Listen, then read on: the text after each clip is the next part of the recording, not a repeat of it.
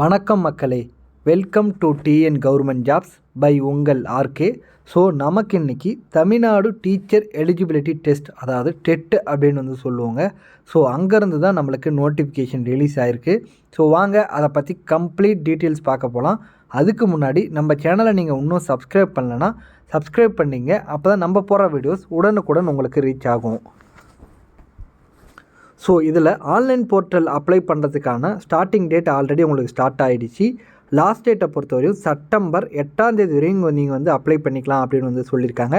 In case நீங்கள் ஆன்லைனில் apply பண்ணும் போது ஏதாவது தப்பாக அப்ளை பண்ணிட்டீங்கன்னா அதை எடிட் பண்ணுறதுக்கான ஆப்ஷனுமே அவங்க வந்து கொடுத்துருக்காங்க. எடிட் பண்ணுறதுக்கு 3 நாள் வந்து அவங்க வந்து டைம் கொடுத்துருக்காங்க. அதாவது செப்டம்பர் 9, 10, 11 இந்த 3 நாளில் வந்து நீங்கள் வந்து எடிட் பண்ணிக்கலாம் அப்படின்னு வந்து சொல்லியிருக்காங்க. மொத்தம் 2 விதமான எக்ஸாமினேஷன் இருக்குங்க. பேப்பர் 1 வந்து பார்த்திங்கன்னா நவம்பர் 1லேயும், பேப்பர் 2 நவம்பர் 2லேயும் வந்து எக்ஸாமினேஷன் வந்து நாங்கள் கண்டக்ட் பண்ணுவோம் அப்படின்னு வந்து சொல்லியிருக்காங்க. ஏஜ் லிமிட்டை பொறுத்தவரையும் நீங்கள் மினிமம் 18 வயசு கம்ப்ளீட் பண்ணியிருக்கணும். அதாவது 1/7/2025 படி நீங்கள் 18 வயசு வந்து கம்ப்ளீட் பண்ணியிருக்கணும் அப்படின்னு வந்து சொல்லியிருக்காங்க. மேக்ஸிமம் நீங்கள் எவ்வளோ வயசு வேணாலும் அப்ளை பண்ணிக்கலாம் அப்படின்னு வந்து மென்ஷன் பண்ணிட்டாங்க. ஸோ பேப்பர் 1 பொறுத்தவரையும் நீங்கள் ஃபஸ்ட் ஸ்டாண்டர்ட்லேருந்து 5th ஸ்டாண்டர்ட் வரையும் நீங்கள் வந்து கிளாஸ் எடுக்கலாங்க.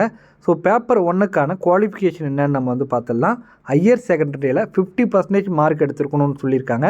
அது கூட 2 years diploma in elementary education நீங்கள் வந்து படிச்சிருக்கணும்னு சொல்லியிருக்காங்க. அதாவது படித்து பாஸ் ஆகியிருந்தாலும் ஓகே, இல்லை ஃபைனல் இயர் படிச்சிருந்தாலும் ஓகே அப்படின்னு வந்து சொல்லியிருக்காங்க. அப்படி இல்லைனா ஹையர் செகண்டரியில் 45% மார்க் எடுத்து பாஸ் பண்ணியிருக்கணும். 2 year diploma in elementary education படிச்சிருக்கணும் அப்படின்னு சொல்லியிருக்காங்க. இதுவுமே வந்து பார்த்திங்கன்னா உங்களுக்கு பாஸ் ஆகிருக்கணும். அப்படி இல்லைனா ஃபைனல் இயர் படித்தாலும் ஓகே அப்படின்னு வந்து சொல்லியிருக்காங்க. அப்படி இல்லைனா ஹையர் செகண்டரியில் 50% மார்க் எடுத்து பாஸ் பண்ணியிருக்கணும். அப்படி இல்லைனா 4 year bachelor of elementary education வந்து படிச்சிருக்கணும் அப்படின்னு வந்து சொல்லியிருக்காங்க. அப்படியும் இல்லைனா நீங்கள் வந்து ஹையர் செகண்டரியில் 50% மார்க் எடுத்து பாஸ் பண்ணியிருக்கணும். அது கூட 2 year டிப்ளமோ இன் எஜுகேஷன் வந்து படிச்சிருக்கணும் அப்படின்னு வந்து சொல்லியிருக்காங்க. இது வந்து ஒரு ஸ்பெஷல் எஜுகேஷன் தாங்க. இன்கேஸ் நீங்கள் வந்து ஸ்பெஷல் எஜுகேஷன் படிச்சிருந்தீங்கன்னா நீங்கள் அப்பாயின்மெண்ட் ஆனதுக்கப்புறம் national council for teacher education என்ற இதில் வந்து நீங்கள் வந்து 6 month ஸ்பெஷல் ப்ரோக்ராம் இன் எலமெண்ட்ரி எஜுகேஷன் வந்து நீங்கள் படிக்கணும் அப்படின்னு வந்து சொல்லியிருக்காங்க. ஸோ பேப்பர் 2க்கான பார்த்தீங்கன்னா பேப்பர் 2 நீங்கள் வந்து எழுதுனீங்கன்னா கிளாஸ் 6th 8th வரையும் நீங்கள் வந்து கிளாஸ் எடுக்கலாம் அப்படின்னு வந்து சொல்லியிருக்காங்க. இதுக்கு நீங்கள் டிகிரி படிச்சிருக்கணும். டிகிரி படித்து முடிச்சுட்டு 2 year diploma in elementary education நீங்கள் வந்து படிச்சிருக்கணும் அப்படின்னு வந்து சொல்லியிருக்காங்க. அப்படி இல்லைனா டிகிரியில் 50% மார்க் எடுத்துருக்கணும். Final year of bachelor in education BEd வந்து படிச்சிருக்கணும் அப்படின்னு வந்து சொல்லியிருக்காங்க.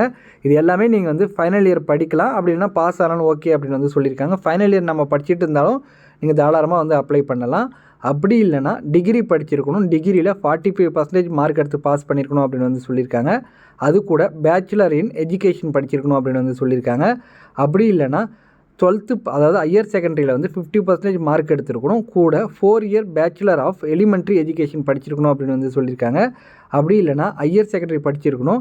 அது கூட வந்து மினிமம் 50% மார்க் எடுத்து பாஸ் பண்ணியிருக்கணும் அப்படின்னு வந்து சொல்லியிருக்காங்க ஹையர் செகண்டரியில். அது கூட 4 year BA or BSc or BEd or BA or BSc education படிச்சிருக்கணும் அப்படின்னு வந்து சொல்லியிருக்காங்க. அப்படி இல்லைனா டிகிரியில் வந்து 50% மார்க் எடுத்துருக்கணும். கூட பிஎட் ஸ்பெஷல் எஜுகேஷன் வந்து படிச்சிருக்கணும் அப்படின்னு வந்து சொல்லியிருக்காங்க. ஸோ இதற்கான ஸ்ட்ரக்சர், அதாவது எக்ஸாமினேஷன் பேட்டர்னை பொறுத்தவரையும் மொத்தம் 150 கொஸ்டின் உங்களுக்கு இருக்குங்க. மல்டிபிள் சாய்ஸ் கொஸ்டின் தான். மொத்தம் எக்ஸாமினேஷனை பொறுத்தவரையும் 3 மணி நேரம் டைமு. ஓஎம்ஆரில் தான் வந்து உங்களுக்கு எக்ஸாமினேஷன் நடக்கும் அப்படின்னு வந்து சொல்லியிருக்காங்க. ஸோ பேப்பர் 1க்கான போர்ஷனை வந்து பார்த்திங்கன்னா child development, language 1, language 2, mathematics, environmental studies அப்படின்னு வந்து போர்ஷனை வந்து 5ஆக ஸ்ப்ளிட் பண்ணி கொடுத்துருக்காங்க. ஒவ்வொன்றுத்துக்கும் 30 மார்க்குங்க. மொத்தம் 150 கொஸ்டின் 150 மார்க் அப்படின்னு வந்து சொல்லியிருக்காங்க. ஸோ ஒவ்வொன்றுத்துலேயும் வந்து ஒவ்வொரு இதுக்கும் வந்து தனித்தனியாக அவங்க சிலபஸை வந்து ஸ்ப்ளிட் பண்ணி கொடுத்துருக்காங்க. ஜஸ்ட் நீங்கள் கோ த்ரூ பண்ணுங்கள். அடுத்து பேப்பர் 2 பொறுத்தவரை நீங்கள் 6th 8th வரையும் எடுக்கலாங்க. இதுக்கான போர்ஷன் பார்த்திங்கன்னா child development, language 1, language 2, mathematics and science teacher or social science teacher or any other subject teacher அப்படின்னு சொல்லிட்டு மொத்தம் 150 கொஸ்டின் 150 மார்க்கு. ஸோ அதற்கான சிலபஸுமே அவங்க வந்து தனியாக ஸ்ப்ளிட் பண்ணி கொடுத்துருக்காங்க. ஸோ இதற்கான மினிமம் குவாலிஃபையிங் மார்க்காக ஜென்ரலாக இருந்தால் நீங்கள் 90 மார்க் எடுத்தால் குவாலிஃபை அப்படின்னு வந்து சொல்லியிருக்காங்க. எஸ்சி, எஸ்டி, பிசிஎம், எம்பிசி மாற்றுத்திறனாளி நண்பர்களாக இருந்தால் 82.5 எடுத்திருந்தீங்கன்னா நீங்கள் வந்து குவாலிஃபை அப்படின்னு வந்து சொல்லியிருக்காங்க. பேப்பர் 1 அண்ட் பேப்பர் 2ல் ரெண்டுமே வந்து குவாலிஃபை ஆகிடலாம். ஸோ எஸ்டியாக இருந்தீங்கன்னா நீங்கள் மினிமம் 60 மார்க் எடுத்திருந்தால் நீங்கள் வந்து குவாலிஃபை அப்படின்னு வந்து சொல்லியிருக்காங்க.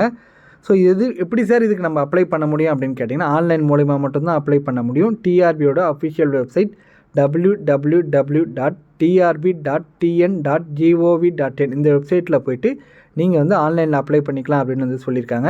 ஆன்லைனில் அப்ளை பண்ணும்போது ரொம்ப கவனமாக அப்ளை பண்ணுங்கள்.